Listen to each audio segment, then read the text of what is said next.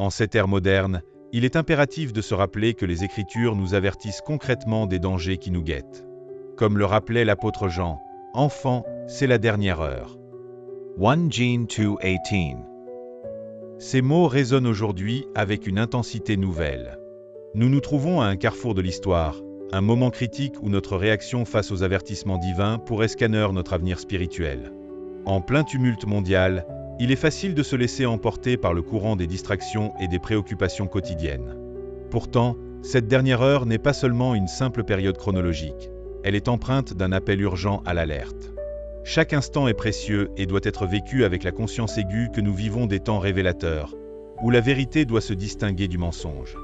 Au fil du récit biblique, nous découvrons que ces avertissements ne sont pas seulement des récits du passé, mais des prédictions puissantes et pertinentes qui nous guident encore aujourd'hui. L'esprit de l'Antéchrist, déjà présent parmi nous, souffle des mensonges qui cherchent à éteindre la lumière de la foi en Jésus-Christ. Le monde entier, sous l'influence de cet esprit, tente de forger de nouvelles vérités, de redéfinir l'amour et la moralité, des concepts qui jaillissent de la parole de Dieu. Ces transformations créent une atmosphère de confusion et de désespoir. Mais entre ces ombres, il existe une lueur d'espoir pour ceux qui choisissent de se tenir fermement sur la promesse divine, cherchant la sagesse et la direction dans les Écritures. Nous sommes appelés à être des veilleuses sur les remparts de notre âme, prenant à cœur les exhortations divines. En entamant cette exploration des avertissements bibliques, nous ne faisons pas simplement acte d'obéissance, mais nous embrasons nos cœurs d'une passion renouvelée pour le Christ. Écoutons donc cette voix qui, à travers les âges, nous éclaire sur le chemin du salut et de la vérité. Car notre réponse à ces avertissements déterminera notre position face aux temps qui viennent, que nous soyons des artisans de paix ou des échos de défiance.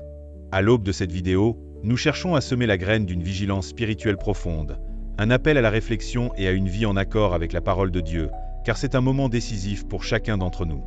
Lorsque nous parlons de l'Antéchrist, il est essentiel de comprendre la distinction entre une figure unique et l'esprit du mal qui s'insinue déjà dans notre monde.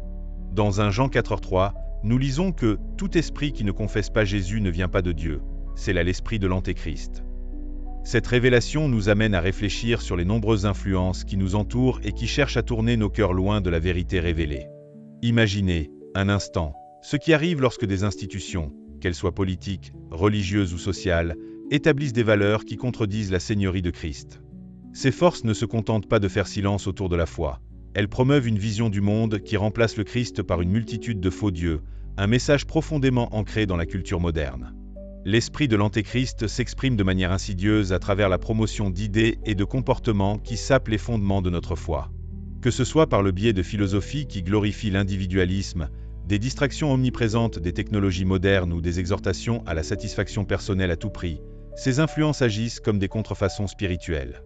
Les valeurs chrétiennes d'amour, de respect et de sacrifice sont de plus en plus remises en question par un monde qui prône un égoïsme rampant et une indifférence envers notre prochain. Pensez à la manière dont les médias, la publicité et même certaines discussions dans les cercles sociaux tentent de redéfinir ce que cela signifie vraiment aimer et servir les autres, souvent sans référence à Jésus comme inspiration ou modèle. Face à ces avertissements, nous sommes appelés à une prise de conscience. L'Antéchrist n'est pas seulement une figure qui apparaîtra à l'avenir. Son esprit est déjà là, infiltrant les esprits et endormant les consciences. En reconnaissant ces influences, nous devons nous positionner fermement dans notre foi. Dirigeons notre regard vers les vérités éternelles de la parole de Dieu. Quelle est notre réponse? Ce questionnement doit nous inciter à reconsidérer les choix que nous faisons chaque jour et à rester vigilants face aux enseignements qui s'opposent à la vérité de Christ. S'assurer que nos cœurs sont en communion avec lui est primordial pour contrer le flou de l'esprit de l'Antéchrist et pour vivre en témoin de la lumière et de la vérité dans un monde en quête de sens. Dans notre exploration des derniers jours, il est crucial de saisir l'urgence qui émane des Écritures, en particulier lorsque nous considérons le message révélé dans Apocalypse 12h12. Ce verset affirme que « le diable est descendu vers vous, animé d'une grande fureur, sachant qu'il lui reste peu de temps ». Ces mots ne sont pas simplement des échos du passé, mais une réalité pressante qui devrait influer sur notre compréhension du monde actuel. En prenant conscience que l'ennemi agit avec une intensité accrue, nous sommes appelés à ouvrir les yeux et à reconnaître les signes des temps. Chaque moment compte, et cette urgence doit nous motiver à réévaluer nos priorités spirituelles et nos engagements quotidiens. Dans le contexte moderne, nous ne pouvons ignorer l'augmentation alarmante de la méchanceté et des distractions qui nous entourent. Partout où nous tournons notre regard, Les valeurs chrétiennes sont souvent contrecarrées par une culture qui célèbre des comportements en opposition avec la parole de Dieu. Que ce soit par la consommation incessante de médias, le matérialisme ou les idéologies que l'on nous impose, il est crucial de se rendre compte que ces éléments ne font que servir l'intention pernicieuse du diable. Alors que lui s'efforce de rendre notre foi inactive et de diluer notre relation avec Christ, nous sommes confrontés à un choix. Nous laisser emporter par cette marée de distractions ou choisir de rester vigilants et engagés dans notre quête de vérité. Enfin, comprenons que le temps est un don précieux, et chaque instant sans vigilance soulève des dangers spirituels. Nous ne devons pas sous-estimer le pouvoir des choix que nous faisons chaque jour. En tant que croyants, évitons de céder à la complaisance ou à la distraction, mais cherchons plutôt à nous ancrer davantage dans la prière et l'étude des Écritures. Il est plus que jamais urgent de reconnaître que, malgré les tumultes du monde, nous avons un rôle à jouer dans le plan de Dieu. En restant alignés avec sa volonté et en discernant sa voie, nous pouvons faire face aux défis de notre époque avec courage et clarté. Chaque jour est une occasion de choisir la lumière sur l'obscurité, et cette responsabilité nous revient. Le temps presse, et notre appel est de briller dans ces derniers jours, en faisant des choix éclairés et éclairants. Les dangers spirituels qui nous entourent sont d'une nature insidieuse et doivent être abordés avec une vigilance accrue. Dans 2 Corinthiens 4:4, nous trouvons une mise en garde frappante. Le Dieu de ce siècle a aveuglé les esprits des incrédules. Ce verset révèle une réalité troublante. Beaucoup sont détournés de Dieu par une force qui opère dans l'ombre, aveuglant les cœurs et les esprits. L'une des plus grandes illusions de notre époque est l'idolâtrie, non seulement de statues ou d'images, mais aussi des ambitions égoïstes et des possessions matérielles qui s'accaparent nos pensées et nos désirs. Nous vivons à une époque où la réussite matérielle est trop souvent glorifiée au détriment de notre relation avec Dieu, et cette quête incessante de richesse devient une barrière entre nous et notre Créateur. Prenons un instant pour réfléchir aux nombreux exemples qui jalonnent notre quotidien. Les distractions technologiques sont omniprésentes. Smartphones, réseaux sociaux, jeux vidéo, tout cela crée une cacophonie qui peut facilement nous éloigner d'une vie de prière, d'études bibliques et de communion fraternelle. Alors que nous scrollons sur nos écrans, l'esprit de notre temps nous pousse à nous concentrer sur des contenus éphémères, nous faisant perdre de vue ce qui compte vraiment. Ce phénomène n'est pas une simple passivité. Il s'agit d'une véritable lutte spirituelle où l'ennemi utilise ces distractions pour nous maintenir dans un état de torpeur spirituelle.